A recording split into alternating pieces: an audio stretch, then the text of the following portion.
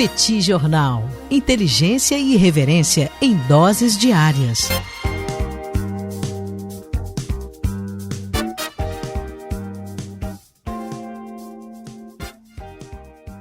Olá, gente, bem-vindos, bem-vindas ao Petit Jornal. Esse é o bate-papo número 982.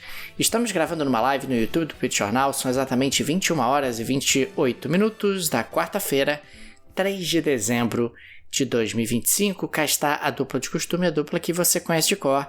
Tanguy, o Bagdadi, animado, contente, preparado, revigorado, resiliente, retumbante, descansado e tarifado. Ainda temos aí tarifas a negociar, quer dizer... Ainda temos não, o professor Bagdadi tem tarifas a negociar para ampliar suas exportações.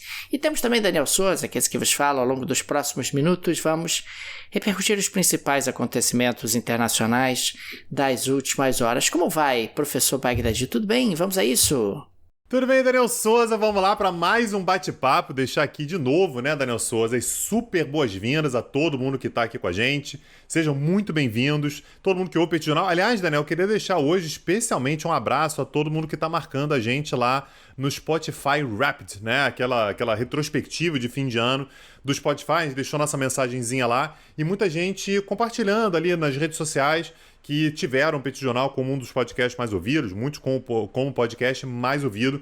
A gente sempre fica muito feliz, né? Fica muito, muito honrado de saber disso, né? Então recebam o nosso carinho. Talvez a gente não consiga responder todo mundo, mas é realmente uma felicidade muito grande. Muito obrigado a todos vocês. E Daniel Souza, a gente começa o nosso episódio de hoje falando sobre uma bola que você cantou, viu? Você falou sobre isso aqui especificamente, que Donald Trump, se fosse travado ali pela Suprema Corte com relação às tarifas, não ia se dar por satisfeito. Conta pra mim, Daniel. Pois é, Tanguy, no dia de hoje nós tivemos uma declaração do Scott Bessent que seguiu exatamente a linha que nós já havíamos previsto aqui no Petit Jornal. Ele afirmou que o governo poderá reformular o arcabouço tarifário caso as atuais tarifas sejam invalidadas pela Suprema Corte. A ideia é manter instrumentos de pressão comercial mesmo após eventual decisão judicial. É importante lembrar que, em julgamento desde novembro, a Suprema Corte avalia tarifas aplicadas por Trump usando a Lei de Poderes Econômicos de Emergência Internacional. Os juízes questionam se essa lei pode ser usada para impor tarifas, já que é destinada a situações de emergência internacional e que, claro, tragam aí desdobramentos para perigos nacionais, perigos para a segurança nacional dos Estados Unidos. A suspeita, obviamente, é de uma extrapolação dos poderes presidenciais de Donald Trump. Algumas tarifas estão em escrutínio, não todas. Estão em escrutínio as tarifas recíprocas anunciadas em abril, taxas ligadas à crise do fentanil atribuídas ao México, ao Canadá e à China, os 25% adicionais sobre a Índia no caso das importações de petróleo russo e os 40% adicionais sobre o Brasil, embora tenham sido parcialmente removidos.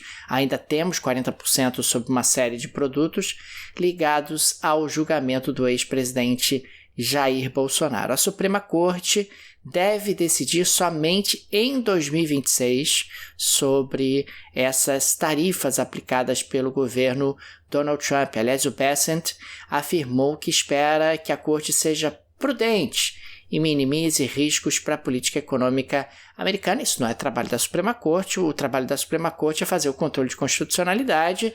E muito entre nós, se você sabe ler, você sabe que o Trump está extrapolando os seus poderes ao alegar uma situação de emergência para aplicar essas tarifas, particularmente as tarifas recíprocas. A bola que a gente já tinha cantado aqui no Petit Jornal é exatamente essa. Quer dizer, se a Suprema Corte disser que o Trump tem que voltar atrás nas tarifas, o que o Trump vai dizer, ou o que ele vai fazer, é simplesmente trocar a lei que embasa a tarifa. Eu vou trocar a lei, vou dizer, não pode ser a lei de emergência internacional, não tem problema, eu vou arrumar uma outra lei, um outro arcabouço, vou recolocar as tarifas, vocês vão ter que me processar de novo e até a Suprema Corte fazer esse novo julgamento, já cheguei ao final do meu mandato.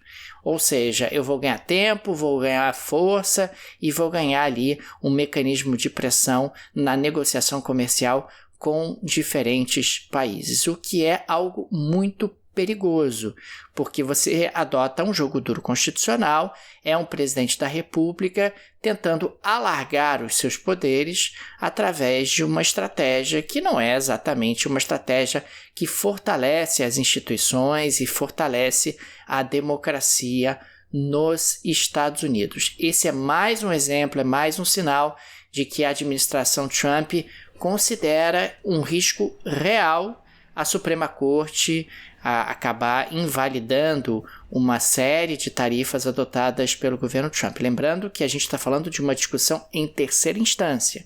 O governo Trump perdeu nas duas instâncias anteriores. Nas duas instâncias anteriores, prevaleceu o que claramente a lei diz, que o Donald Trump não pode utilizar essa lei para colocar tarifas sobre dezenas e dezenas de parceiros comerciais dos Estados Unidos. Ele não pode colocar essas tarifas sem a consulta do Congresso ou sem a aprovação do Congresso dos Estados Unidos. Vamos acompanhar essa história, Tanguy, mas está agora ainda mais cristalino que caso o governo Trump tenha aí um revés na Suprema Corte, ele não vai se dar vencido, ele vai trocar o embasamento, ou como o Bessent chamou, o arcabouço, né, que baseia essas tarifas, e vai seguir a vida tarifando de novo e que me processem de novo para remover essas tarifas que eu estou aplicando. E é interessante, né, Daniel, porque a gente tem um modus operandi que é feito à luz do dia, né? Não é uma coisa, tipo, uma estratégia interna que, olha, se isso aqui acontecer, a gente vai agir dessa maneira. Isso já é dito à luz do dia, né? É uma forma de, inclusive, você não poder nem questionar muito a legalidade. É claramente legal. Mas quando você diz, né, para todo mundo e tal, você dá munição para quem quer te defender, você diminui um pouco a possibilidade de você ser criticado, porque afinal de contas você já tinha anunciado aquilo, você já tinha dito que era aquilo que você ia fazer. Então é uma maneira de você ir rompendo resistências, né, pouco a pouco, alargando seu poder, é que você já diz o que você vai fazer, que você não liga. Eu não ligo, a Suprema Corte vai derrubar. Eu não me importo, eu vou seguir exatamente da mesma maneira que eu queria fazer, vou mudar a embalagem e é isso, né? A coisa vai seguir exatamente da mesma maneira. Daniel, como próximo assunto, eu queria falar um pouquinho sobre a Europa, porque os países da União Europeia estão muito preocupados, naturalmente, com essa negociação envolvendo a Ucrânia, né, que está rolando por cima da cabeça deles, né, diretamente entre Estados Unidos e Rússia. E a União Europeia tentou, no dia de hoje, bater na mesa e tentar se fazer, né, lembrar, né? Olha só, lembrem que a gente está aqui e tal. E a Comissão Europeia, que é liderada pela Ursula von der Leyen, isso é importante lembrar, a Ursula von der Leyen, ela desde o primeiro momento da guerra, ela é uma super apoiadora da Ucrânia. E muitas vezes ela, inclusive, ela ultrapassa alguns limites até de alguns países europeus, né? Consideram que ela, às vezes, vai um pouco longe demais, ela se compromete com coisas que não necessariamente os países europeus estão muito dispostos. Mas essa Comissão Europeia, liderado pela Angela Merkel, anunciou no dia de hoje 2 medidas de modo a tentar punir ainda mais a Rússia. A primeira delas, Daniel, é um plano para utilizar cerca de 140 bilhões de euros em reservas russas congeladas na Europa como garantia de um empréstimo que financiaria o governo e o exército ucraniano em 2026 e 2027. A gente sabe que isso não é uma novidade. A Europa, né, particularmente a Ursula von der Leyen, está falando disso há bastante tempo, que gostaria de fazer, utilizar esses recursos que estão congelados e tudo, mas ela anunciou isso como parte de um plano, o que obviamente foi muito mal recebido pela Rússia. A Rússia está caracterizando isso de roubo, né, que isso não pode acontecer, e nós temos alguns países da Europa que estão muito incomodados com isso por motivos diferentes. 2 deles, Daniel, são Hungria e Eslováquia. Tanto Hungria quanto Eslováquia são países que, a despeito de serem da União Europeia, a despeito de serem da OTAN, têm uma relação bastante próxima a Vladimir Putin e já declararam oposição ao confisco. Antes de eu passar para a segunda medida, eu queria te ouvir sobre o outro país incomodado, que é a Bélgica, né? A Bélgica está incomodada por motivos muito diferentes desse da Hungria e da Eslováquia, né? É verdade, Tanguy. No caso da Bélgica, o incômodo em relação a essa proposta para usar ativos russos congelados no financiamento da reconstrução da Ucrânia é o fato de você ter riscos jurídicos. Em bom português, o que a Comissão Europeia está propondo é ilegal. É ilegal. E os belgas estão apontando isso com bastante clareza. A Bélgica, ela abriga a Euroclear, instituição responsável pela maior parte dos ativos russos congelados. Qualquer retaliação jurídica pela Rússia recairia desproporcionalmente sobre a Bélgica, que teme litígios bilionários. Nesse sentido, quando a gente observa essa movimentação da União Europeia através da Comissão Europeia, existe um vácuo. Você não tem arcabouço jurídico para isso, você não tem justificativa jurídica para isso. Aliás, não é apenas no caso das reservas internacionais russas, é o caso também da encampação da refinaria da Rosneft na Alemanha, por exemplo. Você não sabe o que fazer com aquela refinaria do ponto de vista jurídico. A Europa não se preparou para uma situação como essa e cria um precedente absolutamente perigoso. Afinal, quem é que vai ter segurança de colocar o seu dinheiro na Europa? Esse é um elemento que os belgas também acabam colocando de forma absolutamente firme. Então, existe aí toda uma ausência, digamos assim, de um arcabouço jurídico que possa dar segurança para uma movimentação que, no caso de avançar, pode cair majoritariamente sobre os belgas que temem isso, e me parece que eles têm razão para isso. E, aliás, a reclamação da Bélgica foi que as preocupações belgas não foram ouvidas, né? Olha, a gente manifestou nossa preocupação, dito em bom português, é o nosso que está na reta, né, de todo mundo aí, vai recair sobre a Bélgica. E quem, aliás, fez coro com a Bélgica também foi o Banco Central Europeu, que também disse, olha, não é simples assim não, viu? Tem o buraco um pouco mais embaixo, não é tão fácil. E a segunda medida que foi anunciada pelo Banco Central, pela Comissão Europeia, Daniel, foi o banimento total da importação, né, da compra de gás natural russo a partir de 2027. É verdade, Daniel, que a Europa já deu a entender várias vezes que, olha, paramos de comprar o gás natural russo e tal, e de fato diminuiu muito, né? Só para a gente ter uma noção, a União Europeia, no momento em que a guerra começou, consumia cerca de 45% do seu gás que vinha da Rússia, né? Então, vou refazer a frase aqui. A União Europeia consumia 45% do seu gás oriunda da Rússia, né? Então, quase metade do gás natural que a União Europeia utilizava era oriunda da Rússia. Esse percentual caiu para 12%. É uma queda expressiva, né? Caiu para menos de um terço do que era antes, mas ainda assim, 12% de todo o gás natural que a Europa consome, né, que a União Europeia consome, vem da Rússia. Alguns países como França, Bélgica, Hungria e Eslováquia ainda dependem fortemente do produto. Então essa também foi uma medida que a Comissão Europeia tomou e que deu a impressão de que era meio que uma demonstração de virtude, tá?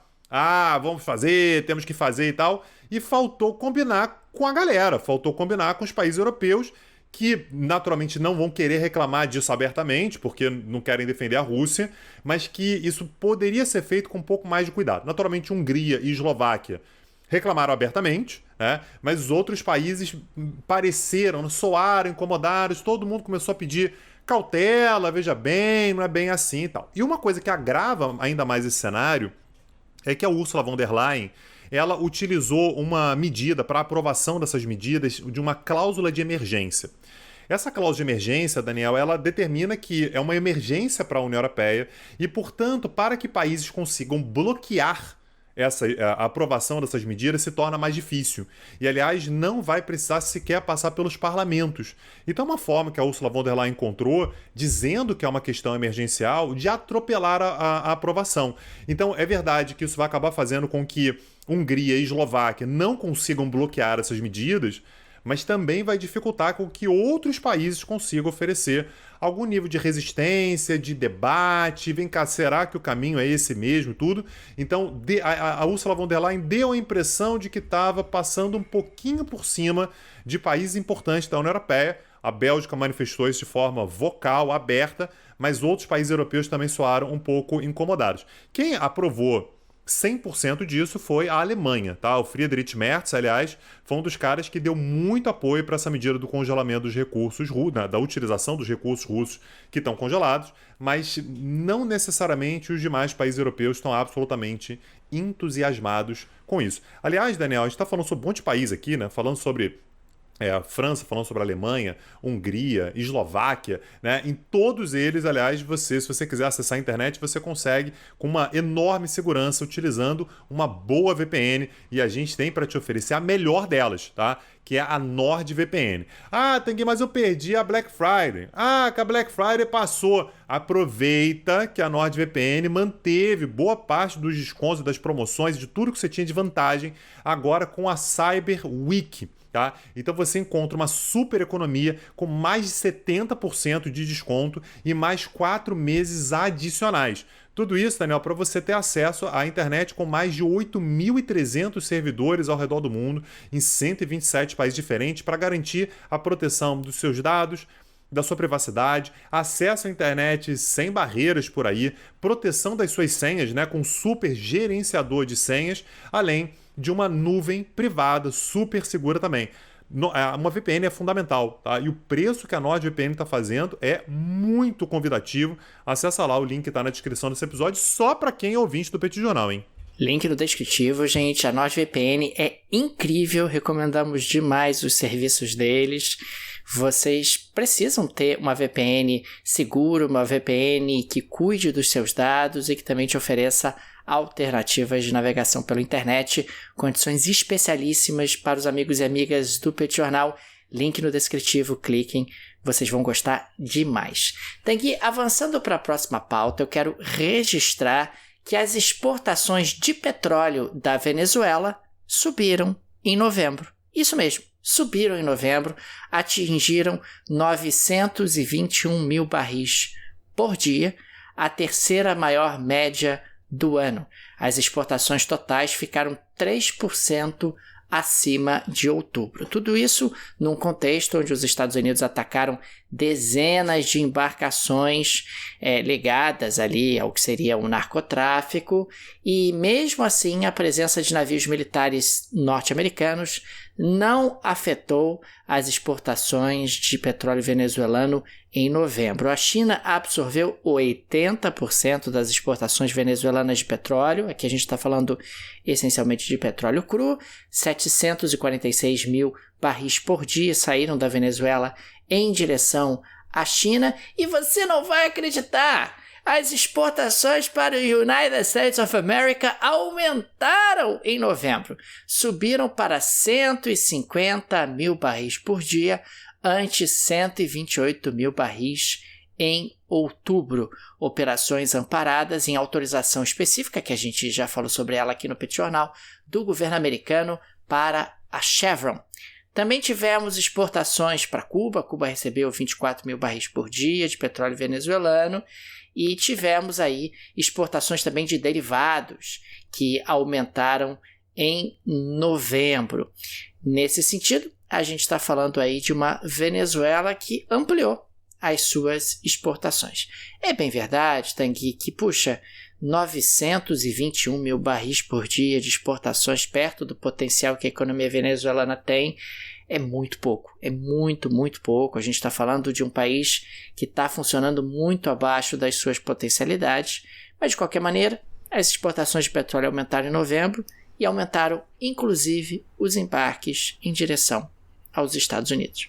Daniel Souza, no último domingo, nós tivemos eleições num país que eu confesso que eu nunca imaginei que eu ia falar sobre as eleições desse país aqui, que é Honduras. Tivemos eleições em Honduras, né, um país de quase 9 milhões de habitantes na América Central, e as eleições em Honduras se tornaram um grande assunto aqui na região, principalmente por conta do enorme interesse que está sendo demonstrado por Donald Trump no resultado dessa eleição. As eleições, Daniel, elas aconteceram no domingo, nós estamos no fim do dia 3, da quarta-feira, e até agora nós não tivemos o resultado ainda. Aliás, nós tivemos inclusive a paralisação da divulgação dos resultados, né, das parciais, quando chegou ali perto de 80%. Né? Então a contagem estava na casa de 79,6% e pararam de alimentar os dados relacionados ao resultado das eleições. Nós temos dois candidatos que se destacaram, né, nessa campanha eleitoral. Um deles é o Salvador Nasrallah, é um cara de centro-esquerda que teve até esse momento, né, até ali os 79,6% dos votos computados, 40,27% dos votos. Vocês vão entender por que eu estou falando até a segunda casa decimal. 40,27%. Em segundo lugar, colado, nós temos Nasser Asfoura, que é um conservador apoiado por Donald Trump, que teve, até o momento no qual houve a paralisação da divulgação dos dados, 39,64%. Isso significa, Daniel, uma diferença entre os dois de 0,63 ponto percentual. 0,63 ponto percentual no momento em que a apuração parou. Donald Trump, Daniel, está fazendo uma pressão danada. Aliás, mesmo durante a campanha eleitoral, fez uma grande pressão sobre os hondurenhos, dizendo que o governo americano pode, inclusive, reter recursos que são repassados a Honduras caso o seu candidato, que é o Nasser Asfoura, não vença. Né? Isso irritou muita gente em Tegucigalpa, Daniel, em Honduras, porque soa, e é mesmo, né, uma chantagem, né, uma ameaça, né? Você está utilizando ali o seu poder econômico. Exatamente como aconteceu nas eleições na Argentina, né? Não tem muito tempo. E aliás, o Trump, Daniel, ele chutou o balde completamente, tá? Só para trazer como contexto aqui, nós tínhamos, até pouco tempo atrás, um ex-presidente hondurenho que estava preso nos Estados Unidos. Tá? O nome dele é Juan Orlando Hernández. Ele foi presidente há muito pouco tempo, ele foi presidente de 2014 a 2022, e os Estados Unidos pediram que ele fosse deportado para os Estados Unidos para ser julgado, e ele foi julgado e condenado por um esquema que levou mais de 400 toneladas de cocaína para os Estados Unidos. Quero lembrar que Donald Trump é o cara que diz que vai combater as drogas, vai combater essa galera toda. Quantas toneladas, Tanguy? 400 toneladas. Não é quilos, cocaína. não, é toneladas. Toneladas. Perfeitamente. Eu conferi aqui, tá, Daniel? São toneladas mesmo, não são quilos. 400 toneladas de cocaína. E o Hernández estava preso nos Estados Unidos. Essa semana agora, Donald Trump deu um indulto para o Hernández. Curiosamente ou não, Hernández é do partido que ele apoia em Honduras. Então o recado que ele está dando é o recado tradicional de Donald Trump, que é, para os meus amigos, tudo. Se os meus, mas é traficante de drogas, você está dizendo que vai combater as drogas todas. Não importa, ele é do partido que eu estou apoiando, ele é do Partido Nacional, né, que é lá o partido Nasser Asfoura. O recado que eu estou dando é, eu estou disposto a fazer qualquer coisa para o Nasser Asfoura vencer as eleições, até mesmo soltar um ex-presidente hondurenho, que é do mesmo partido que ele, que estava condenado a uma pena de 45 anos. Ele cumpriu 1 ano, Daniel. Ele estava condenado a 45. E no momento em que ele anunciou a libertação do Juan Orlando Hernández, ele pediu, isso aconteceu um pouco antes da eleição, ele pediu o voto no Asfoura. É uma forma da mais trampista possível de dizer, sejam meus amigos, porque se você for meu amigo, você pode conseguir qualquer coisa. Se você estiver contra mim, se prepara, porque o bicho vai pegar. Então, não dá para saber, Daniel, por que a contagem dos votos, na verdade, por que as informações acerca da contagem dos votos foi paralisada. Mas não duvido, Daniel, que o clima político em Honduras esteja muito tenso e tenha havido ali algum tipo de medida de, vamos pensar como é que a gente vai fazer, como é que a gente vai anunciar, ainda mais com uma diferença tão pequena entre o candidato governista, né, o candidato está tentando fazer ali a continuação, né, do governo atual, com o candidato que é apoiado por Donald Trump, Daniel. Agora, tem uma curiosidade, é que tanto o Nasrallah, que é ex-vice-presidente, quanto o Asfoura, que é o ex-prefeito da capital, Tegucigalpa,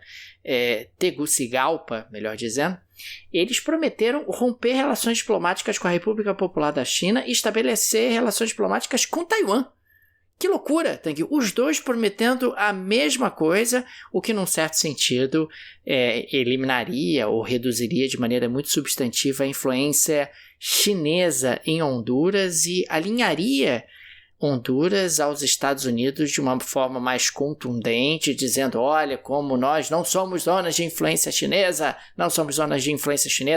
somos apenas alinhados aos Estados Unidos. Achei isso algo também muito diferente, para dizer o mínimo, nessas eleições hondurenhas. Daniel Souza, tá na hora daquela geleiazinha, né? Ah, tá sim, Tanguy. Na geleia da Shakira de hoje, eu acho que a gente tem que normalizar a soneca durante o horário de trabalho. Tô falando sério, Tanguy, às vezes você tá aqui falando no episódio, eu tiro a sonequinha. Tirar a sonequinha. Sim. É aquela sonequinha de olho aberto, né? Mas lógico. Que poderia ser mais confortável, eu concordo com você. Poderia ser mais confortável. Donald Trump, ele deu uma cochilada, né, durante uma reunião de gabinete, nessa terça-feira, 2 de dezembro, no momento em que o Marco Rubio, secretário de Estado, falava o Marco Rubio, eis que de repente Donald Trump resolve tirar uma sonequinha. Em 6 de novembro, inclusive, o presidente já havia sido visto tirando outra sonequinha, dessa vez no Salão Oval. Os episódios aconteceram após Trump condenar ali, né, a imprensa sobre as críticas que faz ao seu governo. A porta-voz, a Karoline Leavitt, negou que ele estivesse dormindo. De novo. Já tinha negado da outra vez, agora negou de novo. Ele estava refletindo. Estava refletindo. Aliás, ela disse o seguinte, abre aspas, o presidente Trump estava ouvindo atentamente e conduzindo toda a reunião, fecha aspas. Lembrando que Donald Trump tem 79 anos e começa a enfrentar alguns questionamentos sobre a sua capacidade física. Veja você, Tanguy. O governo, inclusive, tem divulgado exames e respostas firmes à imprensa para conter essa narrativa de que o presidente Trump estaria tendo aí um declínio da sua capacidade física. Mas fica aqui esse registro. Vamos normalizar a soneca no horário de trabalho. Aliás, o Petit Jornal adotará essa campanha e eu acho que começarei hoje mesmo. Vou tirar aqui uma sonequinha enquanto o professor Bagdadi continua esse episódio. Ô Daniel Souza, esse Donald Trump é aquele que chamava o adversário político dele de Sleep Joe, né? Eu chamava o Joe Biden de sonequinha, né? De soneca. É esse. É esse mesmo, Tanguy. Eu achei um pouco inconveniente porque eu tava começando a tirar uma soneca e você me chama de volta pro episódio pra evitar minha soneca. Mas é ele mesmo. Daniel Souza, mas Marco Rubio tá terminando ali o discurso. Passa a palavra de volta pra Donald Trump, tem que acordar. Não tem jeito. A soneca, Daniel, a soneca é um gesto de ousadia. Você tá dormindo ali, mas você pode ser chamado a qualquer momento. Fica a dica aí pra todo mundo que tá ouvindo a gente. Deixa o Daniel Souza tirar a soneca dele e deixar aqui o super agradecimento a todo mundo que está acompanhando a gente. Sejam muito bem-vindos a todos os episódios e vamos deixar também as boas-vindas, né, Daniel, para quem quiser conhecer o nosso projeto lá do Petit Cursos. A gente tem uma plataforma lá cheio de cursos com temas que eu tenho certeza que muitos deles vão te interessar demais. Tem sobre vários países do mundo, né? Aliás, a gente está fazendo um curso nesse momento sobre a Rússia. Tem curso sobre Turquia, sobre China, sobre Coreia do Sul, sobre Coreia do Norte, sobre países africanos, sobre América Latina. Tá tudo lá na plataforma, tudo acessível imediatamente para você no momento em que você se tornar aluno. Acessa lá, que eu tenho certeza que você não vai se arrepender. O link está na descrição desse episódio. Fica aqui também o nosso agradecimento aos apoiadores e apoiadoras do Petit Jornal, vocês que ajudam a manter o nosso projeto. O Petit Jornal é uma mídia pequena, não tem o suporte de nenhum conglomerado de mídia, não tem o suporte de nenhuma produtora.